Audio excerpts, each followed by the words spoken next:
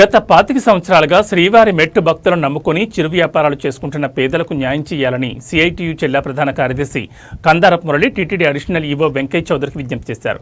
TTD అదనపు వెంకయ్య చౌదరిని తిరుమలలోని ఆయన కార్యాలయంలో కందారపు మురళి కలిసి వినతిపత్రం సమర్పించారు. మరో వారం రోజుల్లో చిరు వ్యాపారాలు చేపట్టిన నిరసన దీక్షలు ఏడాది కాలానికి చేరుకుంటాయని ఆయన గుర్తు చేశారు. అధికారులను టీటీడీ బోర్డు పెద్దలను పలుమార్లు కలిసి విన్నవించిన ఈ విషయాన్ని వివరించారు. సమస్య పరిష్కారానికి ఎదురవుతున్న సాంకేతిక అంశాలను వెంకయ్య చౌదరి కందారపు మురళికి వివరించారు. చిరు వ్యాపారుల పట్ల సానుకూల దృక్పథం ఉందని, వారికి న్యాయం చేయడానికి అన్ని రకాలుగా ప్రయత్నం చేస్తామని వెంకయ్య చౌదరి హామీ ఇచ్చారన్నారు. ఈ కార్యక్రమంలో శ్రీవారి మెట్టు చిరు వ్యాపారుల సంఘం అధ్యక్షులు చిట్టిబాబు, గణేష్ తదితరులు పాల్గొన్నారు.